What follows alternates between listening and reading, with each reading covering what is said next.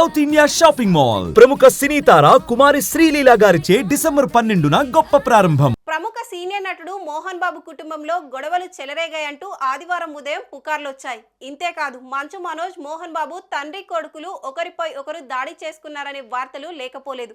దీంతో పరస్పరం ఒకరిపై ఒకరు పోలీసులకు ఫిర్యాదు చేసుకున్నారని జోరుగా ప్రచారం కూడా నడిచింది. ఈ నేపథ్యంలోనే నటుడు మంచు మనోజ్ గాయాలతో ఆసుపత్రిలో చేరాడు. ప్రస్తుతం ఆయన వైద్యుల సమక్షంలో చికిత్స తీసుకున్నట్లుగా తెలుస్తుంది. ఇందుకు సంబంధించిన వీడియో ప్రస్తుతం వైరల్ అవుతున్నాయి.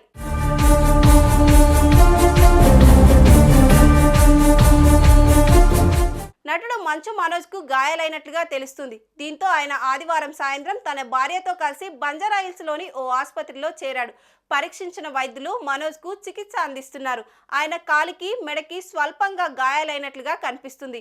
నా తండ్రి మోహన్ బాబు అనుచరులు నాపై దాడి చేశారని మనోజ్ చెప్పినట్లుగా తెలుస్తుంది. కాలేజీల వ్యవహారాల అంశంలోనే గొడవ జరగడంతో నా తండ్రి నాపై శనివారం దాడి చేయించాడని మనోజ్ ఆరోపిస్తున్నట్లు వార్తలు వస్తున్నాయి. అయితే ఉదయం తండ్రి కొడుకులు గొడవ పడ్డారని, దాడి చేసుకొని ఆ తర్వాత పరస్పరం కంప్లైంట్ ఇచ్చారన్న ప్రచారం కూడా నడిచింది. ఈ క్రమంలోనే మంచు మనోజ్ గాయపడ్డం, ఆసుపత్రిలో చేరడం అనేది అనేక అనుమానాలకు దారితీస్తుంది.